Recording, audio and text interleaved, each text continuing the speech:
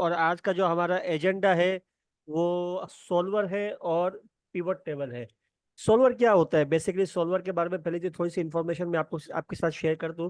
Solver basically आपकी complex calculation को solve करने के लिए एक टूल हमारे पास अवेलेबल है एक्सेल के अंदर, जो आपकी कॉम्प्लेक्स कैलकुलेशंस वगैरह जो होती है ना, उसकी एग्जांपल्स मैं आपके सामने अभी आप दूंगा, मैं आपको समझ में आएगा। उन पर्टिकुलर कॉम्प्लेक्स कैलकुलेशन को सॉल्व करने के लिए हम सॉल्वर का यूज करते हैं। सॉल्वर क्या करता है? बेसिकली हमारा टाइम बचाता है। मैनुअली उसको सॉल्व करने में हमें टाइम लगेगा, सही है ना। और सॉल्वर की एफिशिएंसी ज्यादा होती है एज कम्पेयर टू हमारा मैनुअल जो काम होता है, उसमें गलती के चांसेस ज्यादा होते हैं। उसका जो आंसर होता है ना, बेसिकली वो आंसर समझ लो कि बिल्कुल आप नेक्स्ट टू पॉसिबल, आप इससे इससे आगे आप नहीं बढ़ सकते हो। ये जो आपको आंसर देगा वो, सही है ना। तो किस तरीके से होता है? सबसे पहले ये देखो कि सॉल्वर आपके कंप्यूटर में कहाँ होता अवेलेबल है। आपकी बेसिकली एक्सेल की जो एप्लीकेशंस है उस वहाँ सॉल्वर कहाँ पर होता है? ये बेसिकली आपके पास डेटा के अंदर ये सॉल्वर अवेलेबल है यहाँ पर, सही है। अगर ये अवेलेबल नहीं हो ना आपके पास, तो कहाँ से आएगा भाई? आपको जाना है फाइल में, आपको जाना है ऑप्शंस में। ऑप्शंस में आप जाओगे एडवांस पे या प्रूफिंग में, आई थिंक प्रूफिंग में भी नहीं। नहीं, आप जाओगे एडिट्स में। एडिट्स में आप गए और यहाँ पर सॉल्वर अवेलेबल है, ये रहा, सही है। ये सॉल्वर अवेलेबल है आपके पास, ये होना चाहिए यहाँ पर। ओके,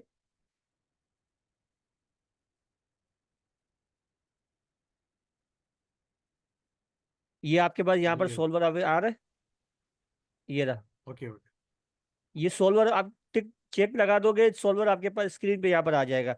अच्छा, बेसिकली सॉल्वर हमारी कॉम्प्लेक्स कैलकुलेशन को किस तरीके से अंडरस्टैंड करता है, देन उसको किस तरीके से वो सॉल्व करता है, उसके बारे में थोड़ी सी अंडरस्टैंडिंग लेते हैं। हमारे पास एक इक्वेशन है, X plus Y square plus Z cube is equal to 88। यानी आपको एक इक्वेशन दे दी गई है जिसका आंसर जो आपके पास आएगा वो क्या होगा? 88 होगा, सही है। अब ये बताओ, मैनुअल कैलकुलेशंस के अंदर इसको आप सॉल्व कर सकते हो? आपको एक्स की वैल्यू भी नहीं पता, वाई की वैल्यू भी नहीं पता, जेड की वैल्यू भी नहीं पता, और आपको पता है कि इन तीनों का जो आंसर है उसका सम क्या आएगा? 88 आएगा। तो आप किस ओके। तरीके से सॉल्व करोगे? एटलीस्ट आपके पास एक वेरिएबल का तो आंसर होना चाहिए ना। एक्स किसके बराबर है, या वाई किसके बराबर है, या जेड किसके बराबर है। Then you will be able to calculate the rest of the variables values. लेकिन अभी आप नहीं कर सकते हो, क्योंकि आपके पास किसी भी एक पर्टिकुलर वेरिएबल की वैल्यूज आपके पास अवेलेबल नहीं है। लेकिन सॉल्वर आपके पास अवेलेबल है। सॉल्वर क्या करेगा? वो आपकी कैलकुलेशन को सॉल्व कर देगा with in a second. Second के अंदर सॉल्व करेगा, लेकिन उसके कुछ पैरामीटर्स होते हैं, कुछ इंफॉर्मेशन वो आपसे गेट करेगा, कुछ इंफॉर्मेशन वो आपसे गैदर करेगा, उसकी बेसिस पे वो आंसर को कैलकुलेट करेगा। सबसे पहले तो आप इस इक्वेशन को सही तरीके से समझ लो। वो कहता है एक्स इज इक्वल टू 1 होगा, यही ना। एक्स की जो वैल्यू होगी वो किससे मल्टीप्लाई होगी? 1 से मल्टीप्लाई होगी, क्योंकि इसके पास स्क्वायर नहीं है। तो हमने यहाँ पर क्या किया भाई? जो वैल्यू यहाँ पर होगी वो वैल्यू यहीं पे आनी चाहिए, सही है। सेम वैल्यू यहाँ पर आनी चाहिए। जो वैल्यू हमारा आंसर अभी सॉल्वर निकालेगा ना, जो आंसर यहाँ पर आएगा, वो वैल्यू यहाँ पर आनी चाहिए। और जो y की वैल्यू होगी उसको क्या करेंगे हम? उसको मल्टीप्लाई करेंगे हम। किससे मल्टीप्लाई करेंगे? इसी से, क्योंकि स्क्वायर है ना। This value multiply by this value, जो आंसर आएगा उसको मल्टीप्लाई करेंगे उसी की वैल्यू से, ताकि हम स्क्वायर की वैल्यू निकाल सके। अब यहाँ पर जो वैल्यू आएगी उसको हम क्यूब निकालना है, तो क्यूब किस तरीके से निकलेगा? मल्टीप्लाई बाय दिस, यानी इसी वैल्यू को आप 2 टाइम मल्टीप्लाई करोगे तो ये क्यूब निकल आएगा। और इनका जो आंसर होगा आपके पास वो किसके बराबर होना चाहिए? 88 के बराबर होना चाहिए। अब हम देखते हैं कि यहाँ पर कौन सी वैल्यूज यहाँ पर होनी चाहिए जिसका आंसर हमारे पास 88 आएगा। हम यहाँ पर क्या करेंगे? हम सॉल्वर पे जाएंगे। ओके, सॉल्वर के पैरामीटर्स देख लो पहले आप। वो क्या कहता है? सेट ऑब्जेक्ट, यानी आपको आंसर कहाँ चाहिए? सेट ऑब्जेक्टिव, जहां आंसर आपको चाहिए ना, बेसिकली वहां पर आप इसको क्या करोगे? क्लिक कर दोगे कि मुझे आंसर यहाँ पर चाहिए। ओके, आंसर आपको यहाँ पर चाहिए।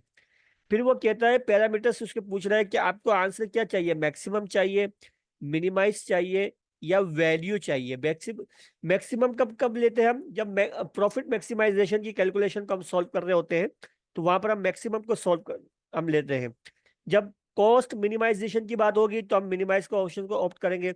इस वक्त हम हमारे पास वैल्यू अवेलेबल है 88, तो हम कहेंगे हमारा जो आंसर होगा वैल्यू ऑफ होगा, विच इज 88। हमारा आंसर ये आना चाहिए 88। ओके, यहाँ पर 88 आना चाहिए। हमने इसको बता दिया कि कौन से वेरिएबल चेंज होंगे, वो ये वेरिएबल चेंज होंगे भाई। This variable must be changes, क्योंकि यहाँ पर वो वैल्यूज चाहिए हमें जिसका आंसर क्या होना चाहिए, 88 होना चाहिए। अच्छा, यहाँ पर आप कुछ कंस्ट्रेंट्स को डिफाइन करोगे। कंस्ट्रेंट्स क्या होते हैं, इस तो सही तरीके से समझ लो हम, कि आप ये बता रहे हो कि यहाँ पर जो वैल्यू सॉल्वर लेकर आएगा मस्ट बी इंटीजर होना चाहिए। इंटीजर मीन्स डेसिमल में वैल्यू नहीं होनी चाहिए, पॉइंट में वैल्यू नहीं चाहिए हमें, मस्ट बी इंटीजर वैल्यू चाहिए हमें। ओके, पॉइंट में वैल्यू नहीं चाहिए हमें। दूसरा कंस्ट्रेंट हमने क्या लगाया है, दूसरा कंस्ट्रेंट जो हमने लगाया है वो लगाया क्या है कि greater than is equal to 2, यानी 1 भी नहीं होना चाहिए, greater than is equal to 2 होना चाहिए। आंसर जो हमारे पास जो आएगा ना वो 2 आएगा, ये 2 से बड़ा 2 से बड़ा आएगा, 1 नहीं आना चाहिए। ओके, 0 भी नहीं थोड़ा आना बैक से चाहिए। बताइए अपने भाई, थोड़ा बैक, अब जो थोड़ा बैक करके बताइए जो फार्मूला भी सोवर में जाके हम पहले वैल्यू सेट कर दिए, उसके बाद देखें मेरी से बात सुने, सबसे पहले फार्मूला जो हम स्क्रैच लेवल से देख रहे हैं।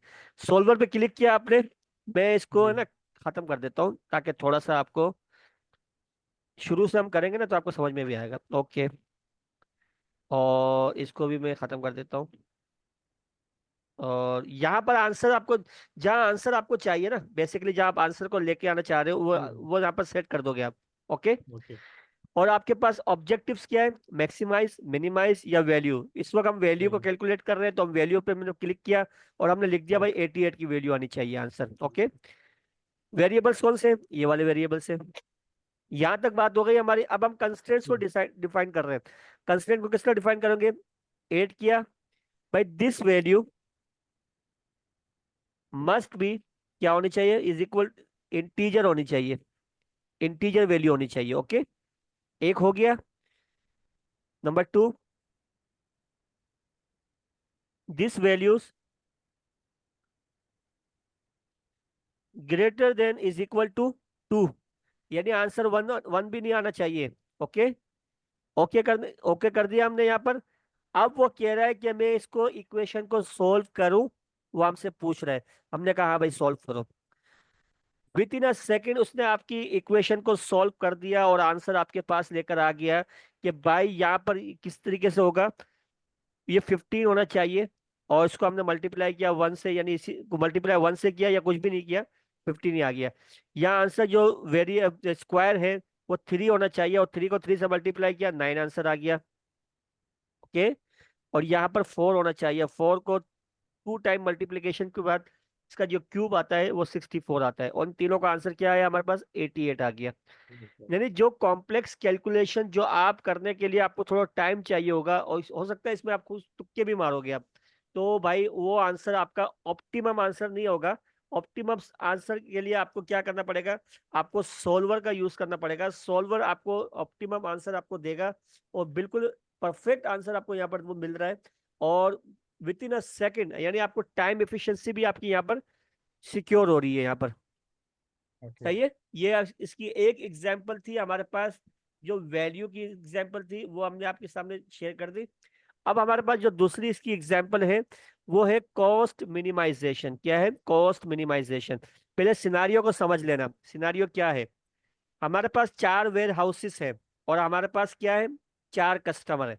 4 कस्टमर ये रहे, 1 2 3 4, और ये 4 वेयर हाउसेस है। ओके, कस्टमर की डिमांड क्या है, 30, 24, 29 और 70, ये यूनिट्स इनकी डिमांड है। सही है, और हमारे पास जो पर यूनिट कॉस्ट है वो किस किस तरीके से डिफाइन की गई है, कि अगर कस्टमर 1 को आपने वेयर हाउस 1 से माल दिया तो पर यूनिट की कॉस्ट आपको कितनी पड़ेगी, 26। कस्टमर 1 को अगर आपने वेयर हाउस 2 से माल दिया तो आपको यूनिट की कॉस्ट कितनी पड़ेगी, 18। कस्टमर 1 को वेयर हाउस 3 से आपने माल दिया तो आपको पर यूनिट की कॉस्ट कितनी पड़ेगी, 15। सिमिलरली अगर कस्टमर 1 को आपने वेयर हाउस 4 से आपने माल दिया तो आपको पर यूनिट कॉस्ट कितनी पड़ेगी, 19। सिमिलरली जो दूसरे हमारे कस्टमर्स हैं उनकी भी कॉस्ट यहाँ पर अवेलेबल है, कॉस्ट एलोकेशन यहाँ पर की गई है यहाँ पर। अब आपको क्या करना है, आपको बेसिकली अपनी डिमांड देखनी है, कस्टमर्स की डिमांड देखनी है, और आपके पास जो अवेलेबिलिटी है ना वो भी देखनी है। ये आपके पास अवेलेबल है, वेयर हाउस 1 में आपके पास 20 यूनिट्स अवेलेबल है, वेयर हाउस 2 में आपके पास 15 यूनिट्स अवेलेबल है, वेयर हाउस 3 में 15 यूनिट्स अवेलेबल है, और वेयर हाउस 4 में 30 यूनिट्स अवेलेबल है। अवेलेबिलिटी कितनी है हमारे पास यूनिट्स की, 100, और डिमांड भी कितनी है, 100, दोनों की 100 है। सही है, ये आपके पास आ गया। अब हमें इनको इस तरीके से डिस्ट्रीब्यूट करना है कि हमारे पास जो कॉस्ट आएगी ना वो मिनिमाइज होनी चाहिए, सबसे कम कॉस्ट हमारे पास आनी चाहिए। सही है, मैनुअली आप देखने बैठोगे तो आप यहाँ पर थोड़ा सा आपको टाइम लग जाएगा कि यार यहाँ पर कस्टमर 1 को है ना मैं यहाँ से दे देता हूँ 15 से, लेकिन मसला ये होगा कि आगे जाके हमें ये भी देखना है कि यार कस्टमर 4 को अगर मैंने वेयर हाउस 3 से दे दिया तो ये तो 14 की कॉस्ट पड़ेगी मुझे। तो ये सारी चीजों को कंसीडर करते हुए आपको कॉस्ट एलोकेशन करनी है। सही है ना। तो यहाँ पर आपको थोड़ा सा कॉम्प्लेक्सिटी का आपको आप मसला हो जाएगा आपके लिए। तो इस मसले को हल करने के लिए हमने क्या सोल्व किया है, सोल्वर को यूज किया है। सोल्वर क्या करेगा, आपके पैरामीटर्स को सेट करेगा, आपके क्राइटेरिया कंस्ट्रेंट्स जो आप इसके साथ शेयर करोगे उनको सेट करते हुए, उनको कंसिडर करते हुए आंसर को यहाँ पर लेकर आएगा। सबसे पहले हमने सोल्वर पे क्लिक किया, ऑलरेडी ये सोल्व है, उसको देख लेते हैं। आंसर्स कहाँ चाहिए हमें, यहाँ पर चाहिए, कॉस्ट यहाँ पर आनी चाहिए। मिनिमाइजेशन जो का हमने ऑब्जेक्ट हमने क्राइटेरिया सेट कर दिया, पैरामीटर्स हमारे पास क्या है, मिनिमाइज का है। ओके, वेरिएबल्स कौन से भाई, ये वाले वेरिएबल्स है, ये वाले, ये पूरा जो आपके पास येलो एरिया है ना ये आपके वेरिएबल्स है। ये आपके यहाँ से लेकर यहाँ तक आपका पूरा वेरिएबल्स है जिसको आपने जिसपे आपको वैल्यूज चाहिए। अच्छा, कंस्ट्रेंट्स का आपने क्या क्या देखे ये आपको देखना पड़ेगा, एक एक करके देखते हैं।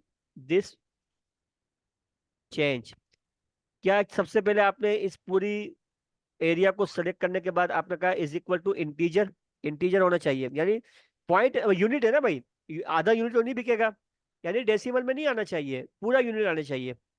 नंबर 2 क्राइटेरिया हमारे पास,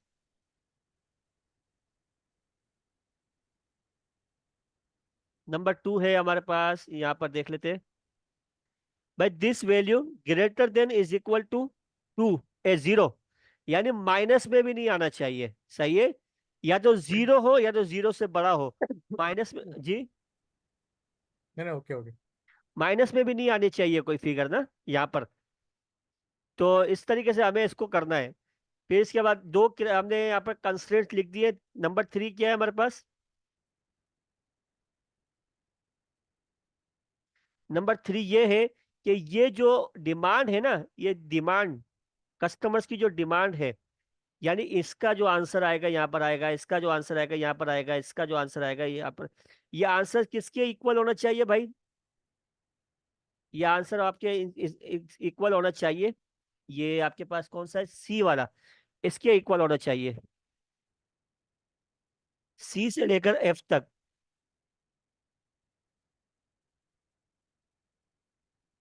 दिस वैल्यू, ये जो आपके पास आंसर्स है ये किसके इक्वल होना चाहिए, यहां से लेकर यहां तक ये जो वैल्यूज आएंगी उसके इक्वल ये आंसर होना चाहिए। ओके, नंबर 4,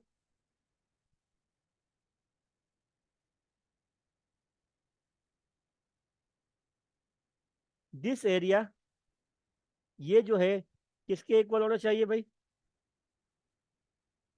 इसके इक्वल होना चाहिए। सही है, ये वाला जो एरिया है आपका, ये किसके इक्वल होना चाहिए, इसके इक्वल होना चाहिए। सही है, इसको हमने सेट कर दिया।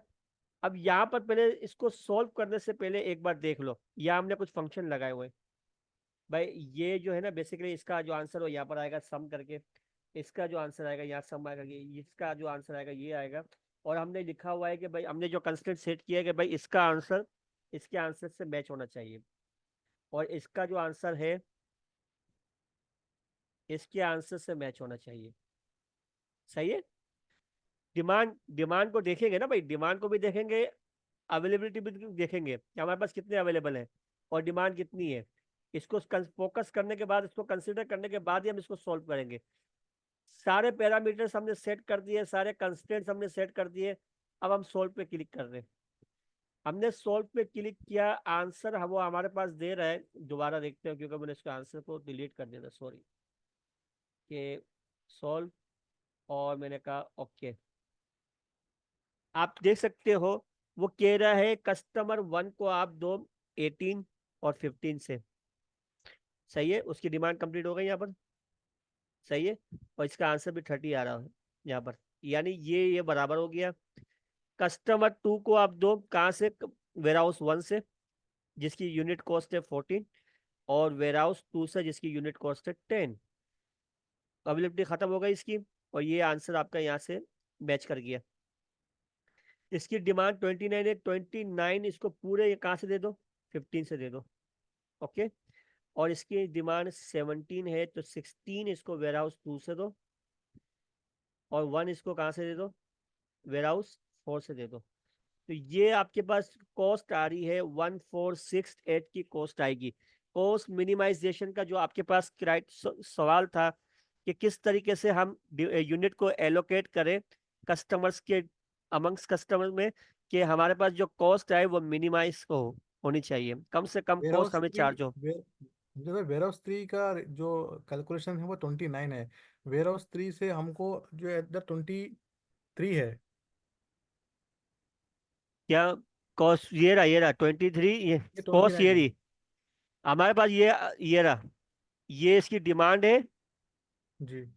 सही है सप्लाई कितनी की हमारी, सप्लाई कितनी की हमने कहाँ से की? भाई, देखो मेरी बात सुनो। कस्टमर 3 की डिमांड कितनी है? 29 है।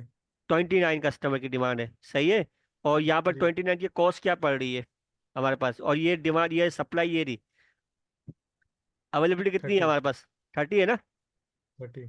वेयर हाउस 4 से दे रहे हो ना? वेयर वेयर हाउस हाउस 4 से फोर दे से। रहे हो, 29 इसको दे दिया, एक इसको दे दिया, 30 कंप्लीट हो गए आपके। ओके, अच्छा अच्छा, ओके। समझ में आया? ठीक है, अच्छा। 29 इधर से दिए, 1 इधर से दे दिए। जी, 29 वेयर हाउस 4 से 4 से दिए, दिए। और 4 से दिए, और 1 जो है सो वन, अब जब 29 दे दिया तो एक बचा ना, और एक हमने एक कस्टमर 4 को बचा। दे दिया। कस्टमर 4 30 हो गए। सही है, ओके ओके। ये कॉस्ट है।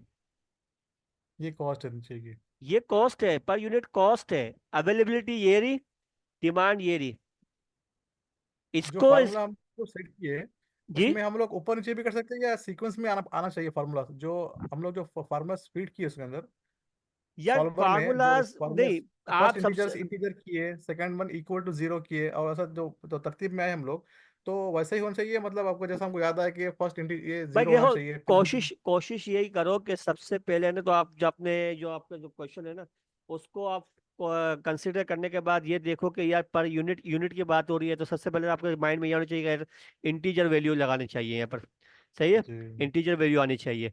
नंबर 2 पे आप जो भी, जिसके बाद जो क्राइटेरिया, जो भी आप कंस्टेंट आप लगाओगे ना, वो आप बेस्ड ऑन द सिनारियो होगा आपके, सिनारियो को देखते ठीक। हुए आप लगाओगे। सही ओके। है, डन है। डन। डन है। चलो, ये दो एग्जांपल मैंने आपके साथ शेयर किए प्रॉफिट मैक्सिमाइजेशन की। अवेलेबल, मेरे पास कोई अभी एग्जांपल अवेलेबल नहीं है, तो वो अगर इन केस कभी होगी तो मैं इंशाल्लाह आपके साथ शेयर करूंगा। वरना आपके पास जैसे कोई कॉम्प्लेक्सिटी आए तो उसको आप करके मुझे भी शेयर कीजिएगा आप। सही है, अब हम चलते हैं पिवट टेबल की तरफ। पिवट टेबल के हमारे पास दो एग्जाम्पल्स हैं। सबसे पहले तो पिवट टेबल क्या होता है ये पहले आप समझ लें। आपके पास जो डेटा अवेलेबल है ना, ये रहा, ये डेटा आपके पास अवेलेबल है। इस डेटा को हमने क्लीन करना है बेस्ड ऑन आवर क्राइटेरिया। हमारे पास जो क्राइटेरियाज होते हैं, यानी इसमें से रिपोर्ट्स निकालनी है बेस्ड ऑन आवर क्राइटेरिया। मुझे प्रोडक्ट वाइज रिपोर्ट चाहिए, मुझे जेंडर वाइज रिपोर्ट चाहिए, मुझे सेल्समैन वाइज रिपोर्ट चाहिए, या रीजन वाइज रिपोर्ट चाहिए। तो प्रीवियस क्लासेस के अंदर हमने फिल्टर को देखा था, फिल्टर के थ्रू हमने रिपोर्ट्स को बनाया था। फिर इसके बाद हमने एडवांस फिल्टर को देखा था। उसमें भी हमने काफी चीजों को हमने डिस्कस किया था कि एडवांस फिल्टर के थ्रू हम किस तरीके से काम करेंगे। फिर हमारे पास कुछ फंक्शंस भी अवेलेबल है। फंक्शंस क्या है? सम इफ का फंक्शन है। सम इफ के फंक्शंस के मदद से हम प्रोडक्ट वाइज भी हम अपना अपना सेल्स देख सकते हैं। सेल्समैन वाइज भी हम सेल्स देख सकते हैं। यानी फंक्शंस भी अवेलेबल है, हमारे पास ऑप्शंस भी अवेलेबल है। हमने एडवांस फंक्शन का यूज किया था, हमने फिल्टर का यूज किया था, और हमारे पास जो फंक्शन सम इफ का फंक्शन है उसको यूज करके भी हम देख सकते हैं। लेकिन उन तमाम ऑप्शंस में क्या होता है, टाइम कंज्यूमिंग होती है, टाइम लगता है इसके अंदर। पिवट टेबल क्या करता है, वो आपके जो बिग डेटा आपके पास अवेलेबल है उसको समराइज करता है, उसको आपकी रिक्वायरमेंट के अकॉर्डिंग उसकी रिपोर्ट जनरेट करने में आपकी मदद करता है। लेकिन वो जस्ट वन क्लिक पे आपकी रिपोर्ट तैयार करता है, सही है ना, जस्ट वन क्लिक पे। उसके पास इतनी फ्लेक्सिबिलिटी होती है कि जो चाहोगे, जितनी रिपोर्ट्स आप चाहोगे वहां से आप रिपोर्ट निकाल सकते हो। किस तरीके से, अभी देखते हैं। आपका जो डेटा है, सबसे पहले तो उसमें आप कोशिश करना कोई भी ब्लैंक रो या ब्लैंक कॉलम नहीं होना चाहिए। ओके, ब्लैंक रो ब्लैंक कॉलम नहीं होना चाहिए। फिर इसके बाद कहीं पर भी आप क्लिक कर दो। आप चाहो तो अपने डेटा को उस पे अपना टेबल में कन्वर्ट कर लो, नहीं भी करो कोई मसला नहीं है। आप डायरेक्ट जाओ इंसर्ट में, पिवट टेबल पे क्लिक करो, उसने आपके डेटा को सिलेक्ट कर लिया, क्योंकि बीच में कोई भी ब्लैंक कॉलम नहीं है, उसने डेटा को सेलेक्ट कर लिया। अब आपसे पूछ रहा है कि जो आपको पिवट टेबल बनाना है, न्यू वर्कशीट पे बनाना है या एग्जिस्टिंग इसी पे बनाना है। मैंने कहा नहीं, न्यू वर्कबुक पे बनाना है, और मैंने क्लिक कर दिया। तो एक शीट, इसने नई शीट आपके सामने खोल दी है, और यहाँ पर वो पिवट टेबल का इंफ्रास्ट्रक्चर आपके सामने आ चुका है कि पिवट टेबल की जो स्क्रीन होती है वो किस तरीके से होती है। मैं यहाँ क्लिक करूंगा, सब गायब हो जाएगा। जो पिवट टेबल के ऑप्शंस थे, यहाँ दोबारा क्लिक करूंगा तो ये ऑप्शंस आपके पास दोबारा आ जाएंगे। सही है। इन केस कभी ऐसा हो कि आपने गलती से इन ऑप्शंस को बंद कर दिया, यहाँ से ऐसे बंद कर दिया, तो दोबारा इन ऑप्शंस को लाने के लिए क्या करोगे, आप फील्ड लिस्ट पे क्लिक करोगे, दोबारा ये ऑप्शंस आपके पास आ जाएंगे। पिवट टेबल का हम कहाँ से ले लेंगे, कहाँ से पहले, इधर से? इंसर्ट में जाओगे, यहाँ पर अवेलेबल है, ये रहा। पिवट टेबल इंसर्ट में रहेगा, ओके। ओके। अच्छा, जो आपके डेटा के अंदर हेडर्स होते हैं ना, हेडर्स होते हैं जो आपके डेटा के अंदर, पिवट टेबल में उसको फील्ड्स कहते हैं। क्या कहते हैं, फील्ड्स कहते हैं। ये फील्ड्स आपके पास अवेलेबल है, ये रही, इसको हम फील्ड्स कहते हैं। अच्छा, बेसिकली आपके पास चार बॉक्सेस अवेलेबल हैं, कॉलम, रो, वैल्यूज और फिल्टर। जो वैल्यूज वाली आपके पास हेडर्स है, वो तमाम कहाँ जाएंगे, वो आप वैल्यूज के कॉलम में जाएंगे, वैल्यूज के डब्बे में जाएंगे। बाकी जो डिफरेंट आपके पास इंफॉर्मेशन है वो बेस्ड ऑन आपकी रिपोर्ट के अकॉर्डिंग, आप कॉलम में डालें, आप रो में डालें, आप फिल्टर में डालें, आपके ऊपर है। अब मुझे क्या करना है, मुझे जेंडर वाइज रिपोर्ट बनानी है। मैंने जेंडर पे क्लिक किया, रो में चला गया, मैंने कहा जेंडर की सेल्स बताओ, सेल्स पे क्लिक किया, रिपोर्ट तैयार हो गई आपकी जेंडर वाइज।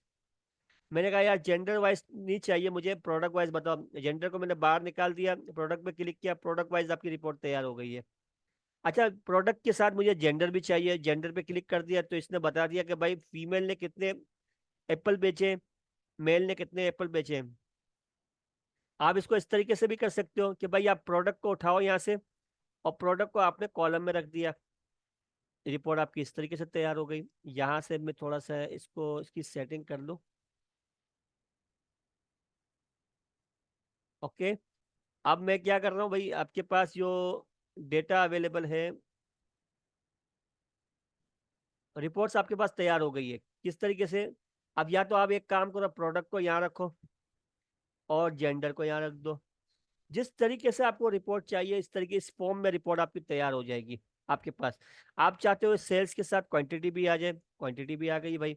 ये आ गई सेल्स, ये आ गई क्वांटिटी, ये आ गई सेल्स, ये आ गई क्वांटिटी, ये आ गई सेल्स, ये आ गई क्वांटिटी। आपको नहीं चाहिए तो आप इसको दोबारा यहाँ से पकड़ के डायरेक्ट बाहर निकाल दो, क्वांटिटी बाहर आ गई आपके पास। अब आप चाहते हो मुझे रीजन भी साथ में चाहिए, तो रीजन पे आपने क्लिक किया, तो रीजन वाइज भी रिपोर्ट आपके सामने आ गई है। अब आप चाहते हो भाई रीजन को, मैं एक काम करो, रीजन को यहाँ रखो, सही है, और जेंडर को यहाँ रख दो, तो ये रिपोर्ट आपके सामने तैयार हो गई है इस तरीके से। सही है। अच्छा, ये बटन्स आपके सामने शो हो रहे हैं, ये आपको बटन नहीं चाहिए तो आप क्या करोगे, आप एनालाइज में जाओ, और यहाँ से आपने इस बटन को बंद कर दिया, ये बटन्स बंद हो गए आपके सामने। हेडर्स आपको नहीं चाहिए तो हेडर्स बंद कर दो, ये हेडर्स बन गए, हट गए। यहाँ पर बहुत से ऑप्शंस आपके पास अवेलेबल है। अच्छा, यहाँ पर क्या हो रहा है, थोड़ा सा आपको समझने में मसला हो रहा है कि यार सर एक ही कॉलम के अंदर ये प्रोडक्ट भी आ रही है और जेंडर भी एक ही कॉलम में आ रहा है। तो आप क्या कर सकते हो, आप यहाँ से जाओ डिजाइन में, यहाँ पर आप जाओ लेआउट में, और यहाँ पर आप सेलेक्ट करो टेबुलर फॉर्म। टेबुलर फॉर्म पे आपने क्लिक किया तो आपके जो प्रोडक्ट है वो अलग कॉलम में आ गए, जेंडर आपके अलग कॉलम में आ गए। जिस तरीके से आपने, अच्छा ये सब टोटल आपके पास आ रहे हैं, सब टोटल आपको नहीं चाहिए तो यहाँ से आप गए सब टोटल में, और यहाँ से आपने बंद करवा दिया सब टोटल। रिपोर्ट आपकी और समराइज हो गई, सिर्फ ग्रैंड टोटल यहाँ पर शो हो रहा है। अच्छा मुझे चाहिए हर प्रोडक्ट के बाद ब्लैंक रो होनी चाहिए ताकि थोड़ा सा समझने में आसानी रहे। आपने यहाँ क्लिक कर दिया, हर प्रोडक्ट के बाद एक ब्लैंक रो आपके पास आ रही है। सही है, इस तरीके से रिपोर्ट आपकी तैयार हो रही है। यहाँ से आपने रीजन को बाहर निकाल दिया। सही है, ये एक रिपोर्ट तैयार हो गई भाई। आपने प्रोडक्ट और जेंडर की एक रिपोर्ट तैयार कर ली। फिर आपने यहाँ चाहो तो इसका आप, अब मुझे एक काम करो, एक काम करता हूँ मैं, जेंडर को भी बाहर निकाल देता हूँ। प्रोडक्ट वाइज तैयार हो गई है, लेकिन प्रोडक्ट वाइज मेरे पास यहाँ पर समरी आ रही है। एप्पल कहाँ कहाँ सेल हुए वो मुझे नहीं पता, जस्ट एप्पल कितने सेल हुए उसकी सेल आ रही है। मैं एप्पल पे डबल क्लिक करूंगा, इसकी एक समरी मेरे पास आ जाएगी, यानी इसका ब्रेकअप है मेरे पास आ जाएगा। डबल क्लिक किया एप्पल पे, या अमाउंट पे कर दो, ये आपके पास पता चल गया कि एप्पल की फिगर्स कहाँ कहाँ सेल हो रही है। सना खान ने सेल की सेंट्रल में, मोहम्मद अली ने सेल की नॉर्थ में। तो ये इसका एप्पल का टोटल यहाँ पर आ जाएगा कि एप्पल का पूरा ब्रेकअप आपके पास है, आपके नई शीट पे उठ के आ गया। सही है, तो अगर ब्रेकअप चाहिए तो उसी पर्टिकुलर प्रोडक्ट पे आपने क्लिक करना है, तो उसका ब्रेकअप भी आपको मिल सकता है। अच्छा यहाँ पर रिपोर्ट को किस तरीके से मैनेज करना है ये आपको आना चाहिए भाई। सेल्समैन भी चाहिए मुझे साथ में, तो पता चल गया भाई सेल्समैन आ गए सारे यहाँ पर। सेल्समैन मुझे कहाँ चाहिए, मुझे यहाँ चाहिए सेल्समैन कॉलम में, तो आपके पास सारे कॉलम में सेल्समैन आ गए, और सेल्समैन की रिपोर्ट तैयार हो गई।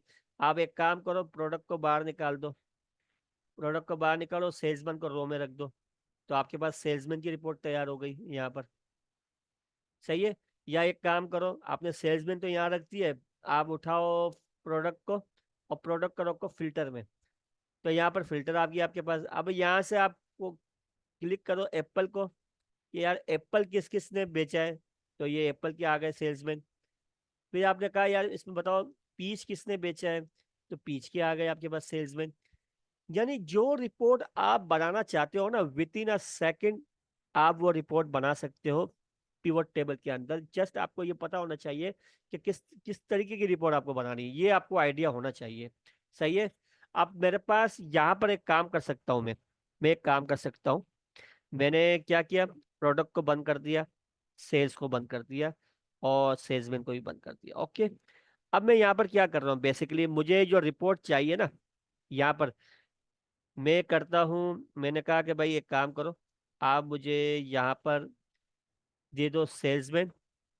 सही है, मुझे आप दे दो क्वांटिटी, और मुझे आप दे दो सेल्स। सही है, ये तीन चीजें आपने मुझे दे दी। यहाँ पर आपके पास अवेलेबल क्या क्या है, सेल्समैन है, क्वांटिटी है, सेल्स है।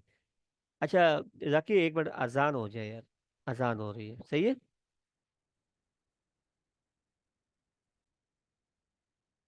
अस्सलाम वालेकुम। हेलो। जी वालेकुम सलाम। जी अच्छा, अभी हम क्या कर रहे थे, हमने बेसिकली काफ़ी रिपोर्ट्स यहाँ पर जनरेट की, और रिपोर्ट के हवाले से अभी एक रिपोर्ट हमने यहाँ तैयार कर दी सेल्समैन की, और इसमें हमने क्या क्या लिखा है, क्वांटिटी लिखी है और सेल्स लिखी है। सम ऑफ को आप हटा सकते हो, ये सम ऑफ लिखा हुआ है ना, आप इस पर क्लिक कर दो। सही है, या यहाँ से डायरेक्टली आप यहाँ से इसको हटा दो, सम ऑफ को यहाँ से हटा दो, और यहाँ पर भी आपने सम ऑफ को लिखा हुआ है, तो ये सम ऑफ यहाँ पर भी लिखा हुआ आ रहा है, तो इसको यहाँ पर क्लिक किया और यहाँ से आपने इसको हटा दिया।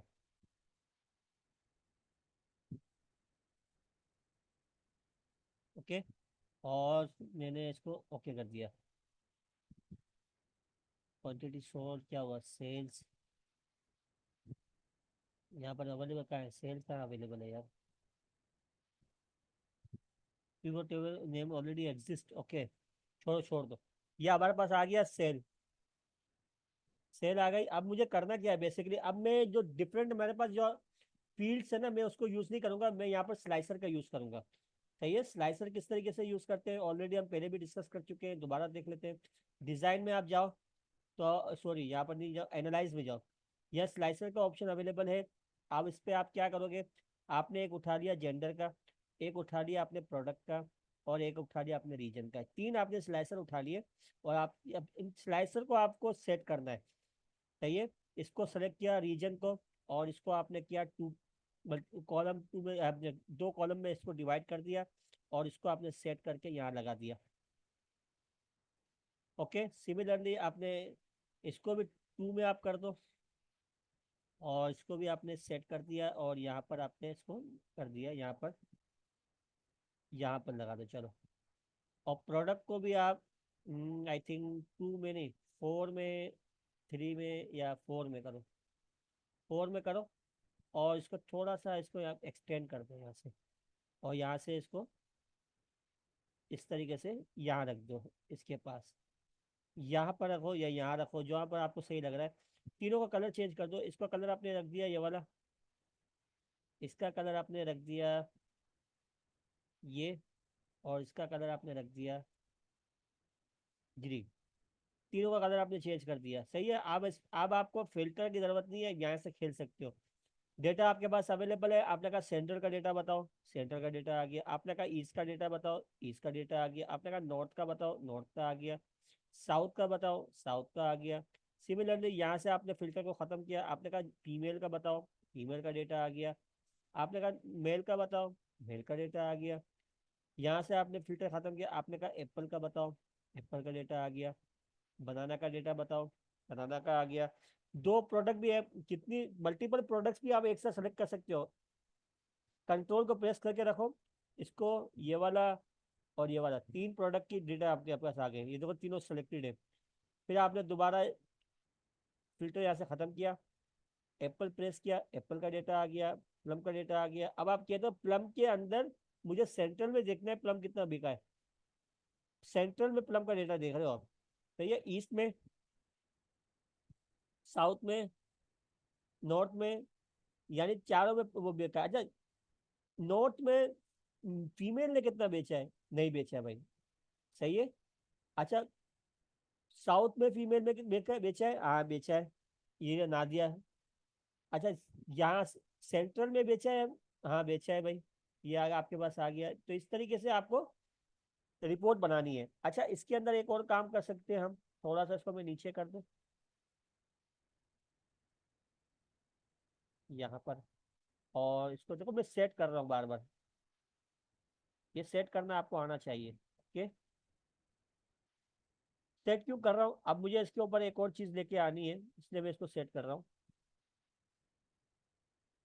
इसको एक काम करते हैं, इसको हम लेके आते हैं वन कॉलम में, ताकि थोड़ा सा ये इसको हम बड़ा कर देते, और इसके साइज में रख देते ताकि ये और ये बराबर हो जाए, वरना वो छोटा ये बड़ा, अच्छा अजीब सा लग रहा था। ओके, ये हो गई दो चीज़ें हमारे पास अवेलेबल हो गई। अच्छा, मुझे चाहिए time line approach. Time line किस तरीके से आएगा, मैंने यहाँ पर क्लिक किया और एनालाइज में किया, टाइम लाइन ये रहा मेरे पास। क्लिक किया मैंने डेट, क्योंकि मेरे पास अवेलेबल है, मेरे डेटा में डेट अवेलेबल है, तो मैंने टाइम लाइन को क्लिक कर दिया, और यहाँ पर मेरे पास टाइम लाइन आ गई। सही है।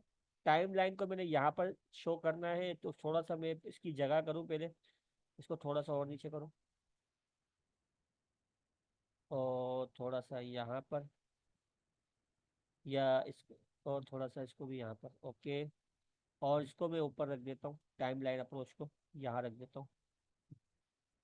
अभी भी नहीं भाग रहा, सर भाग रहा है, इससे पीछे भाग रहा है। मैं चाहता हूँ कि ये आना चाहिए ऊपर। ओके, ये आ गया। थोड़ा सा इसको एक्सटेंड कर दिया, एक्सटेंड बहुत ज़्यादा हो गया है, एक्सटेंड ज़्यादा नहीं करना मुझे, और इसको इसके मुताबिक रखना है। अब यहाँ पर जो डेटा मेरे पास अवेलेबल है वो कब से कब तक का है, जैन से लेकर दिसंबर तक का डेटा अवेलेबल है।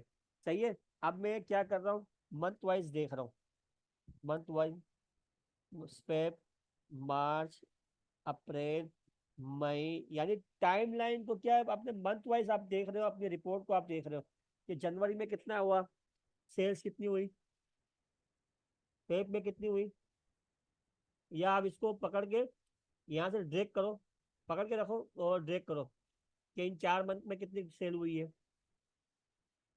या आप इसको एक काम करो, यहाँ पर क्लिक करो, इसको क्वार्टर में लेके आ जाओ, ये क्वार्टर में आ गया।